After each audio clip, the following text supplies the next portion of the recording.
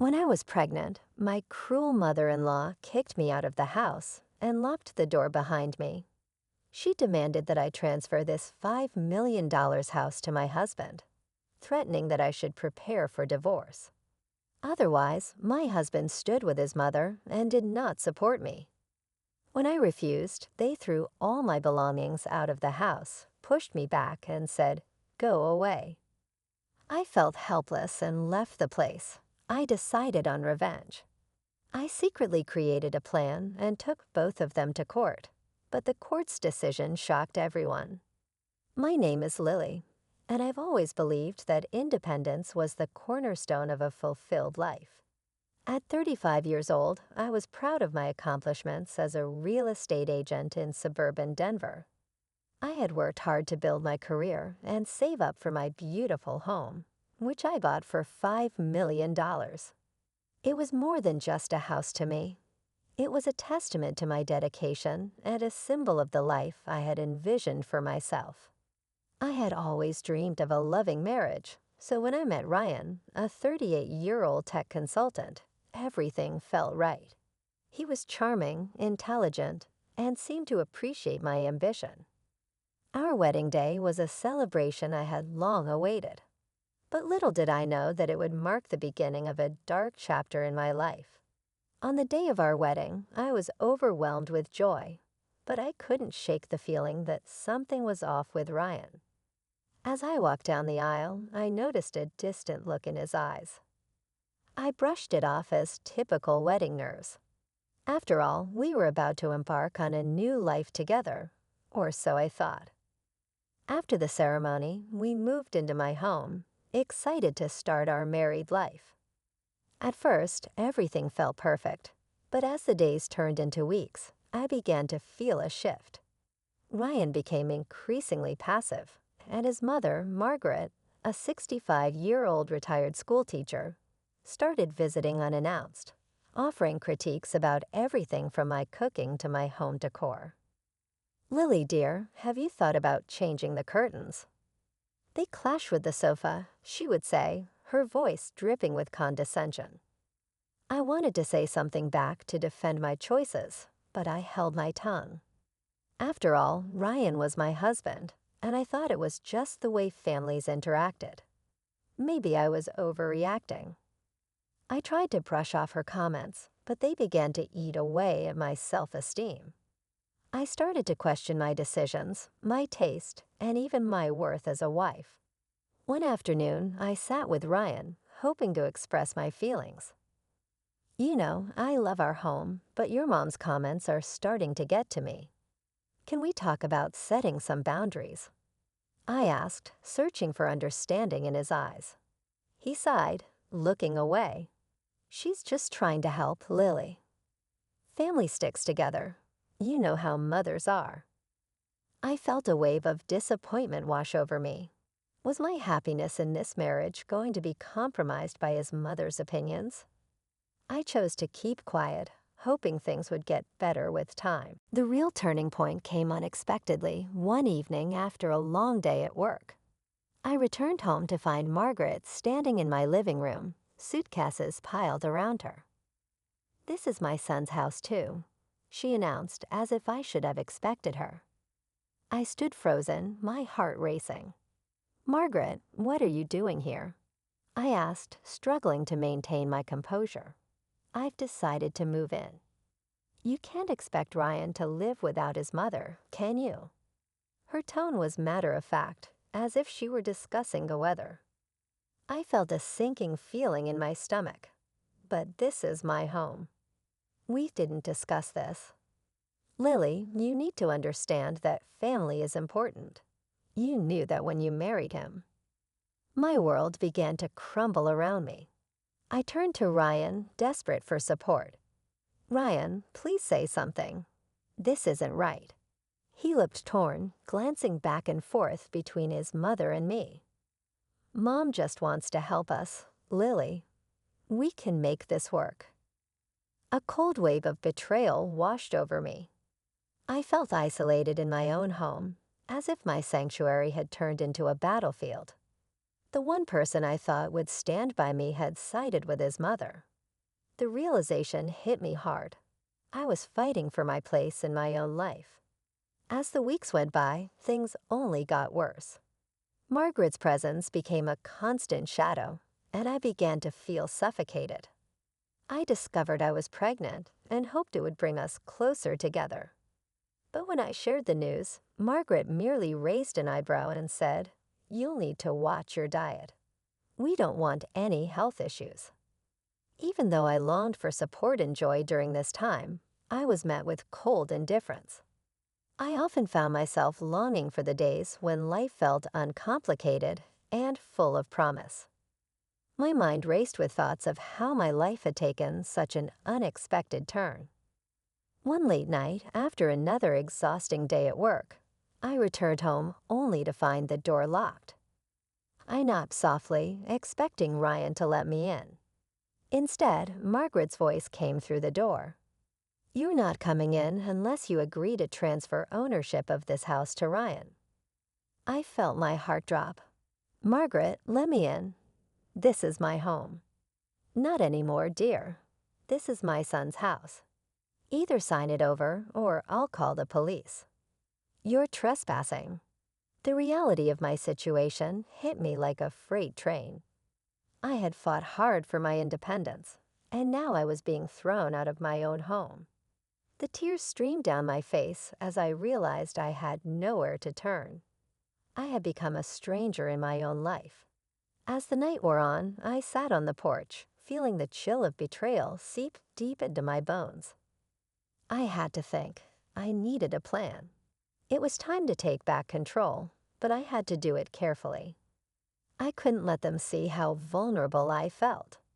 I decided to stay with my parents for a while to clear my mind. My father had always been my rock, and I knew they would understand. But the journey ahead was daunting, and I felt like I was standing on the edge of a cliff, ready to jump into the unknown. Little did I know that this leap would lead to a fight for my autonomy, a battle I was determined to win. After that harrowing night, I moved in with my parents. Their house felt comforting, filled with memories of my childhood, yet I couldn't shake the feeling of defeat that loomed over me. My father, a retired police officer, and my mother, a caring homemaker, welcomed me with open arms, but I knew I had to confront my situation head-on. "Lily, you can stay as long as you need," my mom said, wrapping me in a warm hug. "We'll figure this out together." I appreciated their support, but deep down, I felt a fire igniting within me. I was tired of being a victim in my own life. I needed a plan, and I needed help. That's when I reached out to Sarah, a close friend from college who had become a successful lawyer. She had always been my confidant, and now I needed her legal expertise more than ever. "Lily, I'm glad you called," Sarah said when I explained everything. "This is unacceptable, and you can fight back. You need to file for divorce. It's the first step in reclaiming your life."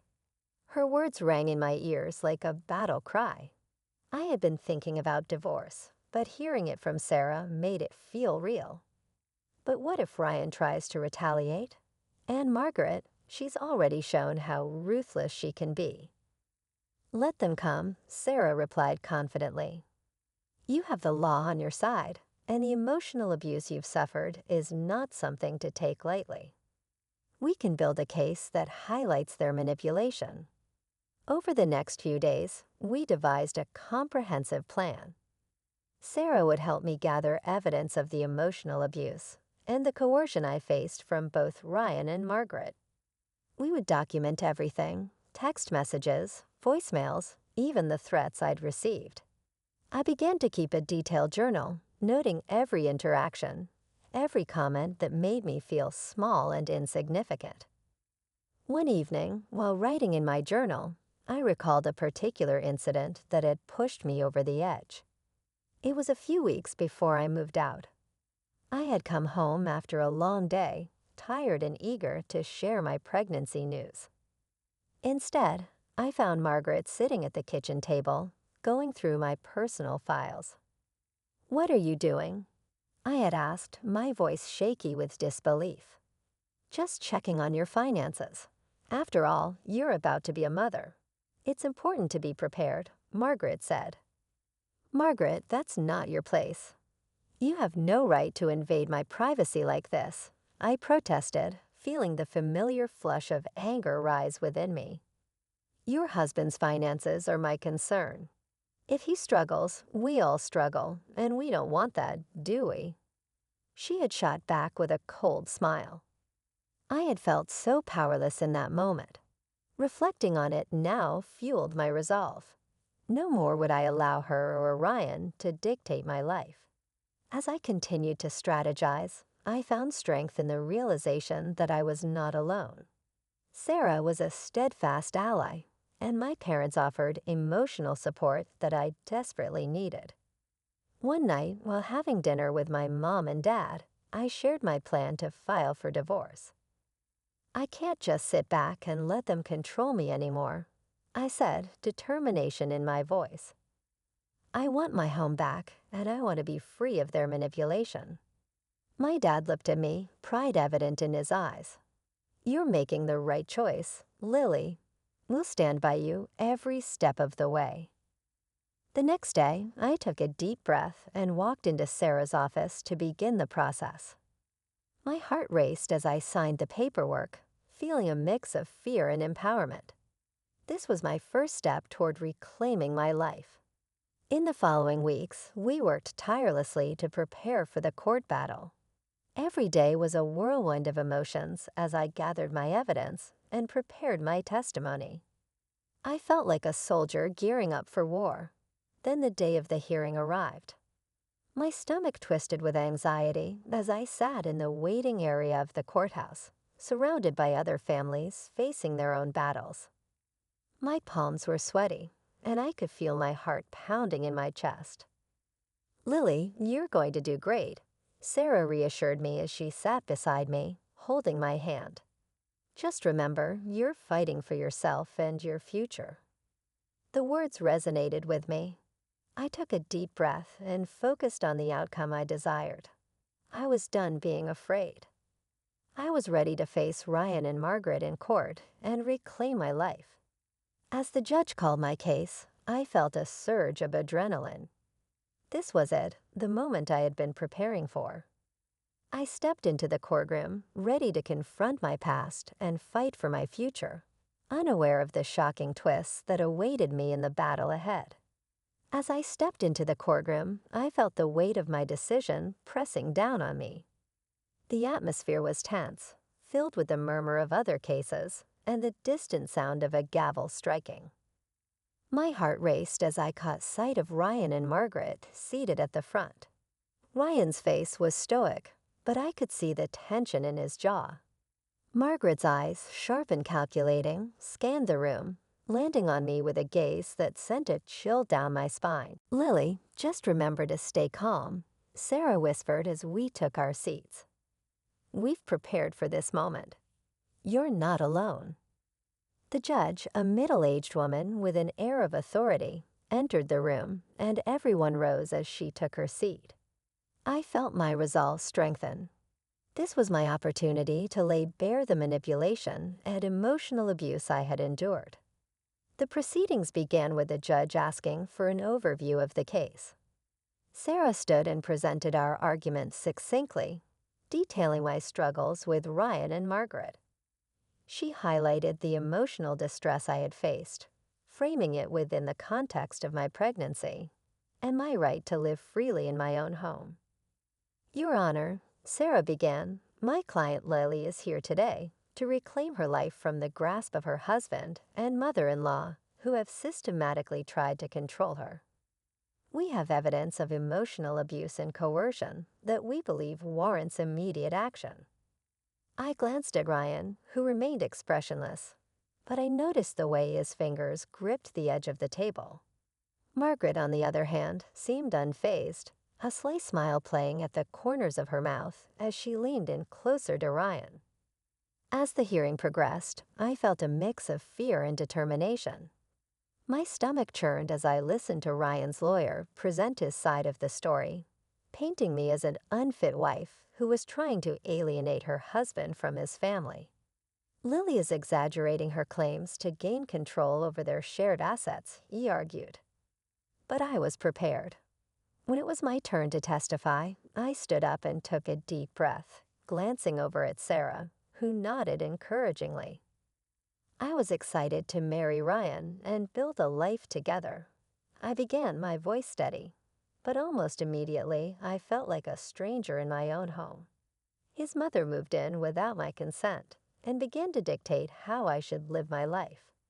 I was locked out of my home after a long day of work, and when I tried to discuss my feelings with Ryan, he chose to support his mother over me. I shared the story of that night when Margaret had locked me out, detailing the threats she made and the helplessness I felt. I could see the judge leaning forward, her expression attentive. I never imagined that I would be fighting for my home and my autonomy. I continued, my emotions surging. This isn't just about property. It's about my identity and my future as a mother. I refuse to raise my child in an environment where I am constantly belittled and controlled. After I finished, there was a moment of silence in the courtroom. The judge scribbled notes, and I could see Ryan's expression faltering. I felt a wave of empowerment wash over me. I had spoken my truth. As the hearing wrapped up, the judge turned to Ryan and Margaret. You both need to understand the gravity of this situation. The emotional well-being of a mother and her child is paramount. As we left the courtroom, Sarah squeezed my hand. You did incredibly well, Lily. I think we have a strong case, but as I walked out, I caught sight of Ryan and Margaret whispering to each other, their expressions tense and angry. My stomach dropped. I knew they wouldn't give up without a fight. The looming threat of retaliation hung heavy in the air, but I was ready. I have faced my fears, and no matter what happened next, I was determined to protect myself and my future child. Little did I know, the real battle was far from over. The next twist in this saga would challenge everything I thought I knew about betrayal and revenge. The days following the court hearing were filled with a mix of anxiety and anticipation. I felt like I was on a tightrope, balancing between hope and fear. Sarah and I continued to prepare for the next steps, but I could sense the tension brewing between Ryan and Margaret. They were not the type to back down easily. Then a week later, I received a call from Sarah. Lily, we need to meet. There's something important I want to discuss. My heart raced. What could it be? I rushed to her office, where she greeted me with a serious expression. I just got word that Ryan and Margaret are planning to fight back. They're trying to discredit your claims, saying you're emotionally unstable and not fit to be a mother. I felt a wave of anger wash over me. They're resorting to lies. I can't believe this. It's a common tactic, Sarah explained, but it shows their desperation. We can counter this. We need to gather more evidence of the emotional abuse you faced. That night, I sat down to write in my journal, recalling moments that had chipped away at my sense of self. I remembered times when I was belittled, undermined, and treated as if I were invisible. With each word, I felt stronger. I was no longer the timid woman Ryan and Margaret thought they could control. The following week, I received a formal notification for another court appearance. My anxiety heightened, but I was determined to face whatever lay ahead. This time, I would not just defend my case. I would stand tall and fight for my future and my child's well-being. When the day arrived, I felt a mix of fear and determination as I walked into the courtroom. Ryan and Margaret were already seated, their expressions hardened. I could sense the animosity between us, but I was ready. Sarah presented our case once again, emphasizing the emotional turmoil I had endured and how it affected my pregnancy. I had gathered text messages from Margaret, which contained her insults disguised as concerns. I watched as the judge reviewed the evidence, her brow furrowing in concentration. When it was my turn to speak, I took a deep breath and faced the judge. Your Honor, I'm not here to tear apart a family. I'm here to reclaim my life and ensure a safe environment for my child. I cannot allow my mother-in-law to dictate my existence any longer. As I spoke, I could feel the support from my parents, who were sitting in the back. Their presence fortified me. I shared the most painful moments, revealing how I felt trapped and controlled, how I was locked out of my home, and how my very identity was being stripped away. The atmosphere in the courtroom shifted. I could see the judge's expression change as she absorbed my words. When it was Ryan's turn to speak, he stumbled over his arguments, seeming less confident than before. Margaret, however, was unyielding, trying to manipulate the situation, but her tactics were losing power. Finally, after a long and exhausting session, the judge called for a recess. As we stepped out, I felt drained but hopeful. A couple of hours later, the judge returned to deliver her verdict. Based on the evidence presented and the testimonies, I find that Lily has been subjected to emotional abuse and manipulation. Therefore, I am granting her full custody of her child and sole ownership of the house. Ryan and Margaret will face penalties for their actions. The words felt like a weight lifting off my shoulders. Relief flooded through me, but I also felt a twinge of sadness for the family I once thought I had. As I exited the courtroom, Sarah hugged me tightly. You did it, Lily. You fought for your rights, and you won. With a smile, I whispered, I did it because I believed I deserved better. In the following weeks, I moved back into my home, reclaiming my space. It felt like a fresh start. I painted the walls, redecorated, and filled my days with preparations for my baby. I was ready to embrace single motherhood and build a life free from the shadows of the past. Looking back, I realized that betrayal had not broken me. It had forged me into a stronger person. I had learned the power of standing up for myself and reclaiming my identity. I was no longer just a victim. I was a survivor. As I cradled my growing belly, I whispered promises to my unborn child. We will build a life filled with love, respect, and strength. You will know that you can always stand up for yourself. In that moment, I understood that this was not just a new beginning for me, but a new legacy for my child, one built on the foundation of empowerment and resilience. I was ready for whatever came next.